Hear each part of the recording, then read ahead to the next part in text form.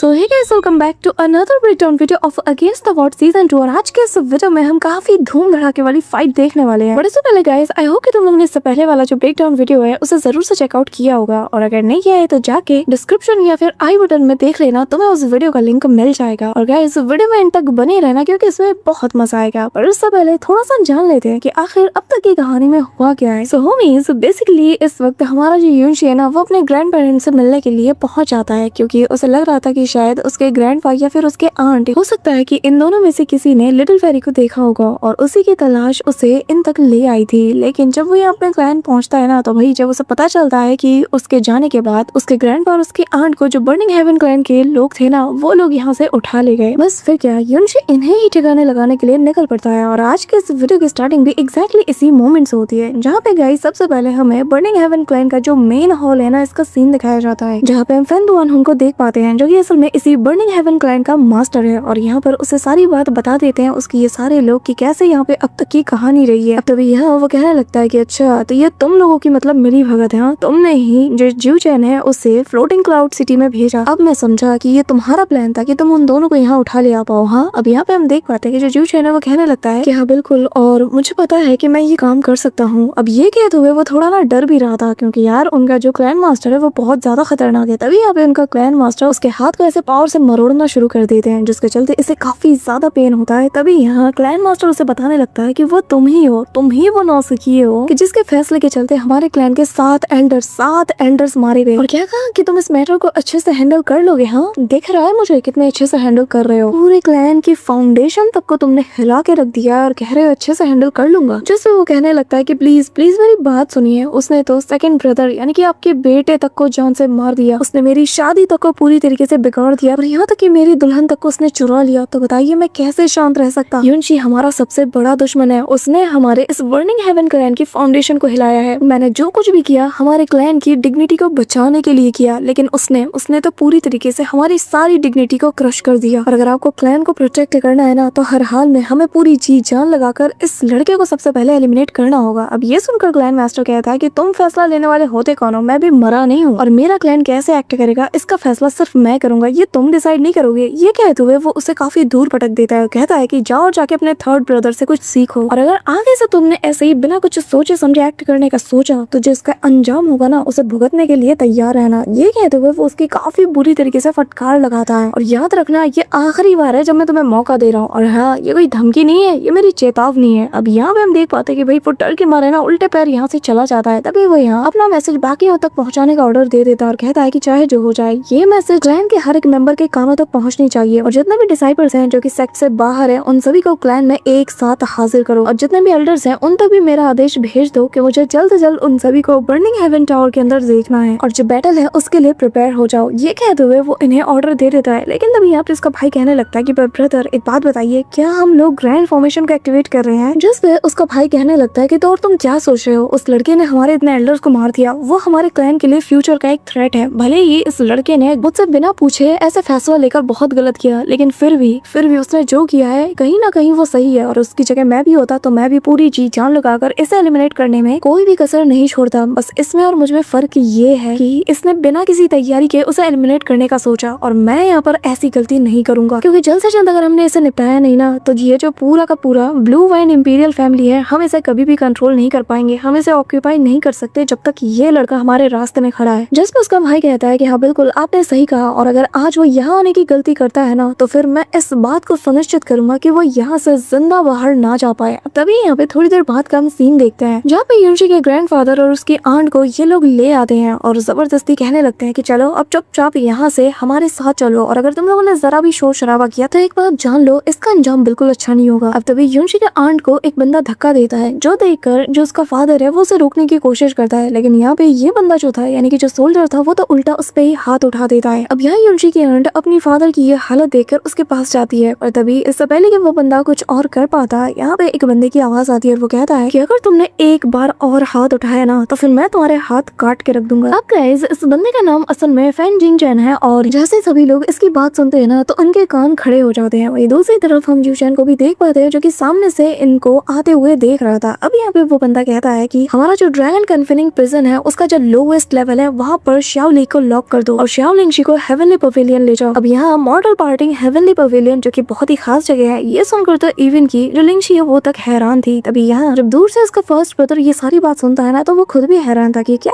Heavenly pavilion जो कि असल में एक फॉरबिडन ग्राउंड है, आखिर वहाँ पर ये इन्हें क्यों ले जाना चाहता है। यहाँ तक कि मुझे तक वहाँ जाने के लिए उनकी परमिशन चाहिए होती है और ये अकेले अपने मन से फैसला ले रहा है। अब गाइस यहाँ से कहानी शिफ्ट होती है और यहाँ हम देख पाते हैं कि जो इनका मास्टर है ना, सेक्ट मास्टर, वो यहाँ पे बड़ी तारीफें कर रहा था ज्यूचेन की। ज्यूचेन ना बड़ा कमाल का लड़का है, लेकिन ज्यूचेन आखिर फैन ज्यूचेन के लिए ये सब क्यों कर रहा है। वो भी उसका काम जो कि है नहीं, वो चाहे तो इससे बहुत कुछ अलग कर सकता है, लेकिन अपने भाई की बात क्यों मान रहा है। जस्ट उसका भाई बताने लगता है कि असल में भाई बात ये है कि शायद आपको इस बारे में पता नहीं है, लेकिन जब जो थर्ड यंग मास्टर है ना, जब वो मून प्रोफाउंड पैलेस में मौजूद था तो युनशी ने उसे सबके सामने ह्यूमिलिएट किया था और बहुत बुरी तरीके से ह्यूमिलिएट किया था। और तब उसने चैंगफेन रैंकिंग बैटल में ना उसका स्पॉट ले लिया था, उसकी जगह हासिल कर ली थी। और इसी के चलते ये सब कुछ नेचुरल है, क्योंकि युनशी के प्रति जो उसकी हेटरेट है ना, वो उसी दिन से हर पल गहराती जा रही है। और अब तो बस उसके पास स्कोर को सेटल करने का एक अच्छा खासा मौका है। इसी के चलते उसने अपने भाई की बात मानी। और अगर मैं उसकी हेटरेट की तुलना करूँ ज्यूचेन की हेटरेट से, तो उससे बिल्कुल भी कम नहीं है, क्योंकि एक को सबके सामने जलील करके उसकी मंगेतर को सबके सामने चुरा लिया और दूसरे को सबके सामने जलील करके उसका जो नंबर 1 का जो स्पॉट था उस रैंक को हासिल कर लिया। अब ये सुनकर जो सेक्ट मास्टर वो कहने लगता है कि अच्छा तो ये है सारा मामला, वैसे बात तो सही कही तुमने। और इससे एक बात साबित होती है कि अब बर्निंग हेवन क्लैन और युनशी इन दोनों के बीच कोई भी समझौता या शांति समझौता तो बिल्कुल भी नहीं हो सकता। अब तभी वो कहने लगता है कि वैसे मुझे बाकियों की तो उतनी परवाह है नहीं है, लेकिन अगर हम युनशी को मारने जा रहे हैं, उसे खत्म करने जा रहे हैं, तो फिर हमें सबसे पहले हमारे क्लैन की उम्मीद को बचाना होगा। अगर हम सब लोग अपनी जान जोखिम में डाल रहे हैं, तो हमारे क्लैन की उम्मीद यानी कि फैन ज्यूचेन, उसको हर हाल में प्रोटेक्ट करना ही होगा। सारी तैयारियां शुरू कर दो और उसका ख्याल रखना खास। अब ये सुनकर उसका छोटा भाई हाँ में जवाब देते हुए कहता है कि चिंता मत कीजिए, मैं सब कुछ संभाल लूंगा। अब यहाँ से कहानी शिफ्ट होती है और हमें जो मॉडल पार्टी हेवनली पवेलियन है, जो कि बर्निंग हेवन क्राइन की एक बहुत ही फॉरबिडन जगह है, वहाँ का सीन दिखाया जाता है। यहाँ पे हम देख पाते हैं कि जो मिस लिंगशी है उसे यहाँ पे कैद करके रखा गया था। वो यहाँ पे परेशान हो रही थी कि आखिर उसे यहाँ पे क्यों लाया गया है। अब तभी यहाँ पे अचानक से गेट खुलता है और तभी ज्यूचेन सीधा अंदर आ जाता है और कहने लगता है कि अरे रे जरा देखो तो किसी को डर लग रहा है। हाँ, पर इतना डर तुम्हारे चेहरे पे शोभा नहीं देता, जरा अपनी खूबसूरती को देखो। क्या नाम बताया तुमने? लिंगशी। हाँ, फ्लोटिंग क्राउड सेक्ट के लिंगशी। वाकई में तुम तो अपने नाम से भी ज्यादा खूबसूरत हो। ये कहते हुए ये ठरकी उसके करीब आने की कोशिश करता है। अब तभी सिस्टर लिंगशी कहने लगती है कि आखिर तुम कौन हो और यहाँ क्या कर रहे हो, और आखिर तुम्हें मुझसे क्या चाहिए। सीरियसली ये मतलब मुझे समझ नहीं आ रहा है, सामने तुम्हारा एक ठरकी पर्सन खड़ा है और वो ऐसी ऐसी बातें कर रहा है और कह रही है कि तुम्हें मुझसे क्या चाहिए। वाओ। इसीलिए गाइस मोस्टली दूंगा मैं, भाई फीमेल जो कैरेक्टर है ना वो ग्रो कर ही नहीं पा रहा, क्योंकि एक नंबर की तो ये डम्ब है। अब तभी यहाँ पर इसका ये बेवकूफी भरा सवाल सुनकर जो यहाँ पे फैन ज्यूचेन है ना, वो उसके करीब आता और कहता है कि असल में मैं पुराना कर्जा वसूल करना चाहता हूँ। अब उसका ये एक्सप्रेशन देखकर उसके पैर लड़खड़ा जाते हैं और वो सामने बेड पे गिर जाती है। तभी ज्यूचेन कहने लगता है कि अरे रे डरो मत, कितनी खूबसूरत हो तुम, तुम्हारे चेहरे पर डर शोभा नहीं देता। अब यहाँ उसकी बात सुनकर जो लिंगशी वो कहने लगती है कि देखो मुझे माफ करना है, लेकिन तुम्हारा कौन सा कर्जा है इसके बारे में मुझे कुछ नहीं पता। तभी यहाँ पे फैन ज्यूचेन कहने लगता है कि यकीन नहीं हो रहा कि तुम्हारी जैसी ब्यूटी का एक भतीजा भी हो सकता है। और एक बात तो मैं समझ गया, जितनी ज्यादा तुम खूबसूरत हो ना, उतना ही ज्यादा कनिंग तुम्हारा वो भतीजा युनशी है। अब सिस्टर लिंगशी युनशी सुनकर कंफ्यूज हो जाती है। तभी वो कहता है कि अरे हाँ याद आया, तुम तो उसे शाओशी के नाम से जानते हो ना। अब यहाँ अपने लिटिल शी के बारे में ये सुनकर वो और ज्यादा डर जाती है। तभी ये बंदा ऐसे बड़ी बड़ी आंखें फाड़ फाड़ के ना उसके करीब आते हुए कहने लगता है कि हाँ अब तुम बताओ, उस लड़के ने मेरे क्लैन के 8 एल्डर्स को इंजर्ड किया, वो भी अपनी घटिया ट्रिक्स का यूज करके, तो तुम्हें क्या लगता है कि कौन सा नसीब उसका इंतजार कर रहा होगा। हाँ, अब इस दौरान जब ये बातें कर रहा था तब यहाँ पे हम फैन ज्यूचेन को देख पाते हैं, जो कि यहाँ दरवाजे के बाहर खड़ा था और जैसे ही अपने भाई की आवाज सुनता है ना, इसकी सटक जाती है। अब इस बंदे की बात सुनकर लिंगशी कहने लगती है कि तुम झूठ बोल रहे हो, ऐसा कुछ भी नहीं है। जिसपे वो कहता है कि अरे ऐसा ही है, और तुम्हें पता है वो लड़का मुझसे इस हद तक जलता है कि उसने इस जलन के कारण मेरी जो फियांसे है उस तक को मुझसे छीन लिया। अब बताओ इतना कौन किससे जलता है। अब यहाँ पे लिंगशी उसके पास से दूर जाने लगती है और कहने लगती है कि ऐसा नहीं हो सकता, मेरा लिटिल शी ऐसा कभी कर ही नहीं सकता, वो बहुत ज्यादा काइंड पर्सन है। अब फैन ज्यूचेन ये सुन के कहने लगता है कि क्या बात है, तुम्हारे भरोसे की मैं दाद देता हूँ, लेकिन ये जो तुम्हारा अंधविश्वास है ना, आज मैं इसे तोड़ के रहूंगा। सिस्टर लिंगशी कहती है कि मैं युनशी को जानती हूँ, वो ऐसा कभी कर ही नहीं सकता, चाहे जो हो जाए, वो बहुत ही ज्यादा काइंड पर्सन है, मुझे इस पे पूरा यकीन है और मेरे इस यकीन को कोई नहीं तोड़ सकता। अब उसकी ये बड़ी बड़ी बातें सुनकर ना जो ज्यूचेन है इसकी सटक जाती है और वो कहता है कि आखिर तुमसे किसी ने पूछा कि तुम्हारा यकीन करने न करने से कुछ बदलेगा या नहीं, क्योंकि जल्द या अब देर वो बहुत ही जल्द मेरे पैरों तले कुचलने वाला है। अब यहाँ पे उसकी बात सुनकर सिस्टर लिंगशी बहुत ज्यादा डर जाती है और कहने लगती है कि प्लीज लिटिल शी को छोड़ दो, वो ऐसा नहीं है, मैं उसके बदले में जो मेरे से बन सकेगा मैं करूंगी, मैं जिंदगी भर तुम्हारा एहसान चुकाती रहूंगी, पर प्लीज उसे छोड़ दो। अब ये सुनकर यहाँ पे जो बाहर खड़ा था ना फैन ज्यूचेन, वो खुद भी हैरान हो जाता है। अब यहाँ पे जियो चिंग अंदर कहने लगता है कि क्या तुम और अपनी जिंदगी से, पर चिंता मत करो, मुझे तुम्हारी जिंदगी नहीं चाहिए। ये कहते हुए वो जोर जोर से हंसता है और तभी उसके पास जाते हुए कहता है कि मैं तो बस चाहता हूँ कि अब जो तुम्हारे साथ होने वाला है ना, तो मैं इसे थोड़ा एंजॉय करूँ। ये कहते हुए ये ठरकी इसके पास जाने लगता है और ऐसे ऐसे वही एक्सप्रेशंस बनाता है कि मैं तुम्हें क्या बताऊं, मन करता है ना ऐसे चप्पल निकाल के बजाओ इसके मुंह पे, मतलब ढक्कन जैसी शक्ल लेके और हरकतें देखो इसकी। अब यहाँ पे वो उसके पास जाने के लगता है, लेकिन तभी मिस लिंगशी लड़खड़ाते हुए गिर जाती है और इसको चलना तक नहीं आता। वाओ, यहाँ पे वो बहुत ज्यादा डर चुकी थी और कहती है कि अगर तुमने एक और कदम बढ़ाया ना, एक और कदम मेरे करीब आए, तो मैं कसम खाती हूँ कि मेरी जो हार्ट मरेडियंस है मैं उन तक को डिस्ट्रॉय कर दूंगी। अब ये सुनकर जियो चिंग कहने लगता है कि ठीक है, मैं तुम्हारी मदद करता हूँ, तुम्हारे कपड़े थोड़े टाइट लग रहे होंगे ना तुम्हें, आओ। अब ये कहते हुए जैसे वो उसकी तरफ हाथ बढ़ाता है, तभी अचानक से जियो चिंग दरवाजा तोड़ते हुए अंदर आ जाता है। अब यहाँ उसे देखते साथ ही जो जियो चिंग है वो फैन जियोशन यानी कि अपने थर्ड ब्रदर से कहता है कि क्या बात है भाई, काफी लंबे ट्रिप से वापस आ रहे हो। हाँ, और हाँ, मैं तो तुम्हें इन्फॉर्म करना भूल ही गया कि ये लड़की अब से मेरी है। यह सुन के जियो चिंग बस इतना कहता है कि यहाँ से दफा हो जाओ। जो सुनकर जियो चिंग कहता है कि क्या,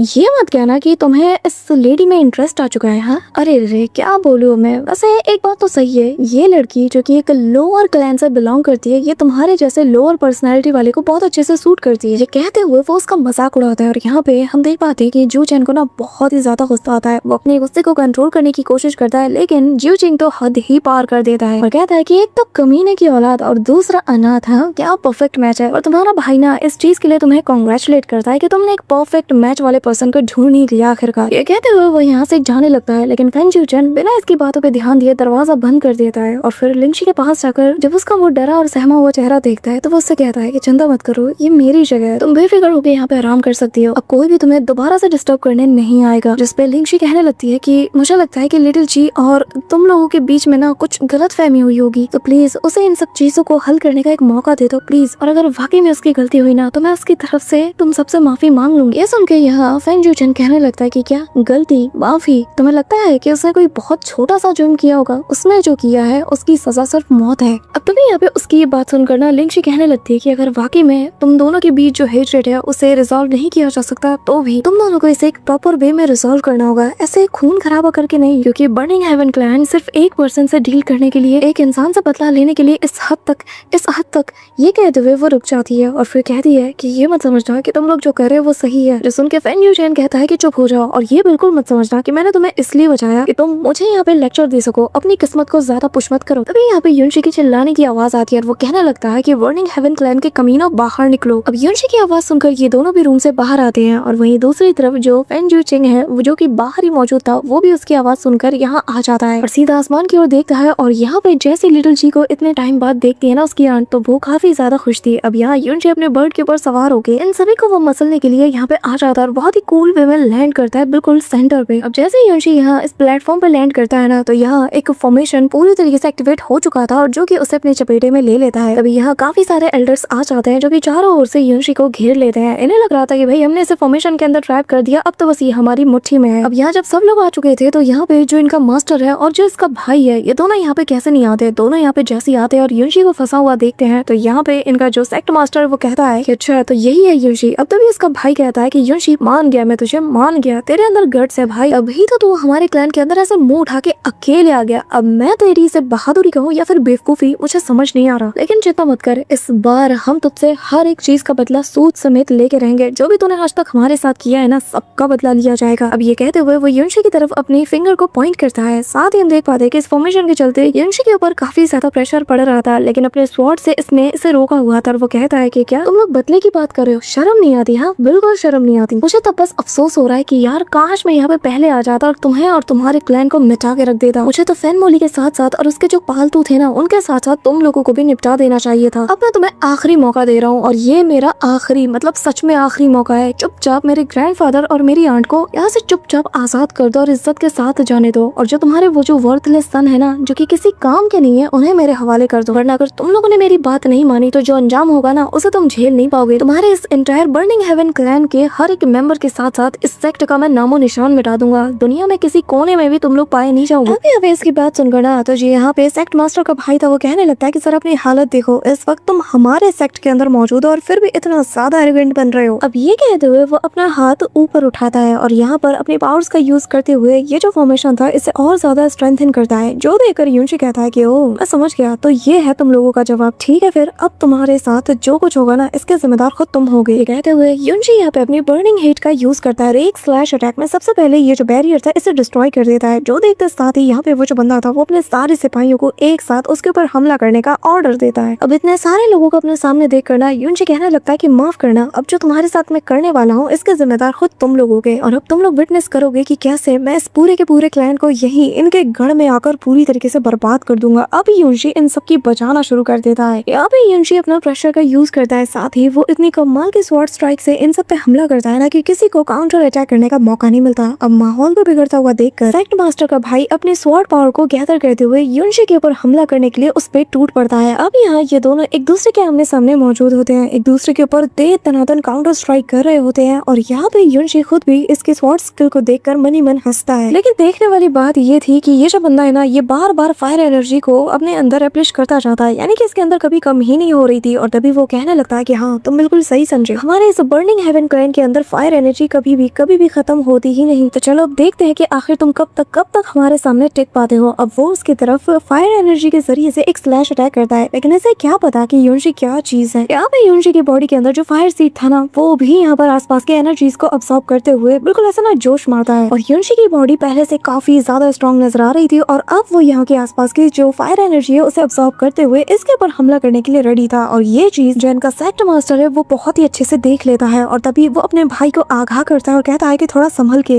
तभी यहाँ युनशी अपनी स्वॉर्ड को तेजी से थामता है और चला के एक स्वॉर्ड स्ट्राइक इसकी तरफ मारता है और जैसे ये बंदे से टकराता है ना तो एक सिंगल स्ट्राइक से युनशी इसे मैदान से बाहर फेंक देता है। अब इसे इंटरनल डैमेजेस भी हुए थे। ये बंदा जैसे ही ऊपर की ओर देखता है तो युनशी अपनी तलवार के साथ इसे मारने के लिए आ चुका था, लेकिन इससे पहले कि युनशी का स्ट्राइक इसे लग पाता तभी बीच में इनका जो सेक्ट मास्टर है वो आ जाता है। आते साथ ही युनशी के स्वॉर्ड स्ट्राइक को वो रोक लेता है अपनी स्वॉर्ड से, जिसके बाद वो अपनी स्वॉर्ड के ऊपर एक लेयर की कोटिंग करते हुए कहता है कि लड़के आज तूने हद ही पार कर दी, आज मैं तेरी हड्डियों को ना चूरा बना के इस आग को और ज्यादा भड़काऊंगा, तो देख बस। अब यहाँ पे ये बचकाना धमकी सुनकर ना युनशी की हंसी छूट जाती है और वो कहता है कि ठीक है अगर तुम्हारे अंदर दम है तो ट्राई कर लो। अब यहाँ पे इसकी ये बात सुनकर ना सेक्ट मास्टर को और ज्यादा गुस्सा आता है तो वो इमीडिएटली युनशी के ऊपर हमला करने के लिए चला जाता है। अब इनके बीच स्वॉर्ड स्ट्राइक के साथ क्लोज कॉम्बैट बैटल होता है जहाँ पे सेक्ट मास्टर और युनशी एक दूसरे के ऊपर काफी अच्छे खासे हमले करते हैं, लेकिन एक दो वार करने के बाद ही जो सेक्ट मास्टर है वो उसकी तरफ अपनी पावर के जरिए से एक स्वॉर्ड स्ट्राइक भी भेजता है, लेकिन ये स्ट्राइक असल में फायर एनर्जी से फिल्ड थी। अब यहाँ युनशी इसकी जो स्ट्राइक थी ना इसे अपने स्वॉर्ड के जरिए से अब्सॉर्ब करके उस फायर एनर्जी को अपना बनाता है और इसकी तरफ एक काउंटर अटैक करता है, जैसे कि यहाँ पे सेक्ट मास्टर भी समझ चुका था और वो इतना जान चुका था कि नहीं मामूली ट्रिक्स तो इस लड़के के अगेंस्ट काम नहीं करने वाले, तो वो वापस से हवा में जंप करते हुए युनशी के ऊपर हमला करता है। लेकिन युनशी भाई ये एक कदम ना आगे चलता है, वो जानता है कि यहाँ पर ये फायर एनर्जी का यूज कर रहा है, तो बस इसी चीज को वो इसके खिलाफ यूज करता है, इसके लोगों के खिलाफ, जहाँ पे हम देख पाते हैं कि वो अपने स्वॉर्ड के अंदर जो फायर एनर्जी है ना इसको मैक्सिमाइज कर देता है, जिसके चलते जब यहाँ दूसरी फायर एनर्जी वाली जो स्वॉर्ड स्ट्राइक इससे टकराती है ना तो उसके अंदर जो फायर एनर्जी है वो यहाँ पे इथेरियल फॉर्म से कॉर्पोरल फॉर्म ले लेती है, यानी कि जो ये फायर जो कि पहले इथेरियल एनर्जी में थी अब ये कॉर्पोरल का फॉर्म लेती है और चारों तरफ यहाँ पे आग की बारिश होने लगती है, जिसके चलते इसके अपने लोग इसमें जलने लगते हैं। लेकिन जो सेक्ट मास्टर था ना उसे किसी चीज की परवाह नहीं थी, उसे तो बस युनशी को यहाँ पे निपटाना था, तो वो वापस से उसके ऊपर हमला करता है। लेकिन अब यहाँ पे युनशी जब उसके स्वॉर्ड को रोकता है ना तो वो अपनी हेरेटिक सोल का यूज करता है और जैसे वो इसे एक्टिवेट करता है तो उसके सी ऑफ कॉन्शियसनेस में हम इसे बनता हुआ देख पाते हैं और अगले ही पल वो फॉलिंग मून सिंगिंग स्टार नाम की टेक्निक को अनलीश करता है, जिसके चलते ऊपर एक बहुत बड़ा सा एनर्जी बॉल नजर आता है जो कि यहाँ पर आसपास छोटे छोटे पार्टिकल्स के जरिए से इन सब के ऊपर हमला करता है, जिसके चलते ये लोग दूर छटक जाते हैं। अब यहाँ इवन के जो सेक्ट मास्टर है वो भी इससे पंगे नहीं लेता, वो भी इस चीज को देखते साथ ही दूर हट जाता है। लेकिन युनशी फुल पावर के साथ फुल स्पीड से इस एनर्जी बॉल जो कि इसके इस फायर एनर्जी के रिवर्स काम कर रहा था, जिसके अंदर आइस एट्रिब्यूट की भी पावर शामिल थी, और वो यहाँ पर इस बॉल को सीधा इस सेक्ट मास्टर के ऊपर उतार देता है और जैसे ही वैसे टकराता है ना वो भी अपने भाई की तरह ना मैदान से बाहर जा गिरता है। इसकी हालत इस हद तक बिगड़ चुकी थी कि इसके भाई से भी ज्यादा इंजर्ड ये हो चुका था, मतलब खून की उल्टियां कर रहा था। और जब उसका भाई ये नजारा देखता है ना तो वो उसे बचाने के लिए आता है, पर तब तक युनशी उसके पर हमला करने के लिए आ जाता है। लेकिन यहाँ पे जो एल्डर्स थे ना वो लोग एक फॉर्मेशन को क्रिएट करते हुए एक छोटा सा अटैक बनाते हैं और यहाँ पर युनशी को दूर ढकेल देते हैं वापस से उसी सर्कल के अंदर। लेकिन युनशी की यहाँ पे सटक चुकी थी, भाई उसका ऑरा देख कर ही बताया जा सकता था कि इस वक्त वो कितना ज्यादा गुस्से में है। इसके बाद यहाँ पे होता है एब्सोल्यूट स्लॉटर, जहाँ युनशी एकदम ना आंधी उड़ा देता है और लोगों को जो भी उसके बीच में आता है ना सबको निपटाता चला जाता है। ये चीज इतना फास्ट होता है कि मैदान में क्या हो रहा है किसी को दूर से नजर ही नहीं आता। यहाँ पे बस इन लोगों को अपने लोगों की चीखने की आवाजें आती है। दोनों भाई मिलकर यहाँ पे गौर से देखते हैं कि हो क्या रहा है। वहीं दूसरी तरफ जो जिऊ चेंग है वो जब ऊपर से ये नजारा देखता है ना तो वो भी कहने लगता है कि क्यों आखिर ये सब क्यों हो रहा है। अब यूजिन भी ये देख के हैरान था कि आखिर ये इतने कम वक्त में इतना ज्यादा स्ट्रॉन्ग कैसे बन गया। वहीं दूसरी तरफ दोनों भाई मिलकर डिस्कस कर रहे थे कि आखिर इसे कैसे निपटाया जाए। तभी इसका छोटा भाई कहता है कि मेरे भाई, मेरे ख्याल से ये जो युनशी है ना, ये एक डीमन बन चुका है, एक ऐसा डीमन जो कि हाल ही में पैदा हुआ है, इसे हम नहीं रोक सकते। जो सुनकर उसका भाई भी एग्री करता है और वो यहाँ पर सारे मेंबर्स को फॉल बैक यानी कि पीछे होने का ऑर्डर देता है और कहता है कि सबके सब यहाँ से भागो। पर यहाँ पे गाइस बहुत ही कम लोग बच पाते हैं क्योंकि आधे से ज्यादा को युनशी ने निपटा दिया था और जिसके बाद सबके सब दूर खड़े हो जाते हैं और युनशी इन सबको देखे जा रहा था। अब बर्निंग हेवन क्लैन के सारे टॉप के एक्सपर्ट्स को भी हम देख पाते हैं और यहाँ जो ये सारे एक्सपर्ट्स थे ये असल में हेवन फेज के सारे एक्सपर्ट थे और जैसे कि यहाँ पे जैस्मिन भी भली भांति जानती थी और वो कहने लगती है कि यहाँ पर सारे के सारे जो बर्निंग हेवन क्लैन के जो हेवन फेज के एक्सपर्ट है ना, वो सब के सब आ चुके हैं। मतलब कि इन लोगों ने आज यहाँ पे तुम्हारी सॉलिड फील्डिंग सेट कर दी है। मतलब कि सिर्फ एक पर्सन को नचाने के लिए 4 मेजर सेक्ट में से एक सेक्ट आज यहाँ पर अपनी फुल फोर्स को उतार चुका है। ऐसे कहना तो नहीं चाहती लेकिन मानना पड़ेगा इडियट कि तुमने आज इतिहास बना दिया। अब यहाँ पे जो हेवन फेज के सारे एक्सपर्ट थे ना, ये सारे मिलकर यहाँ पर एक तगड़ा वाला किलिंग फॉर्मेशन को एक्टिवेट करते हैं जो कि पहले वाले से कई गुना ज्यादा खतरनाक है। अब तभी ये नजारा देखकर जो जिउचिंग है वो कहने लगता है कि बहुत अच्छे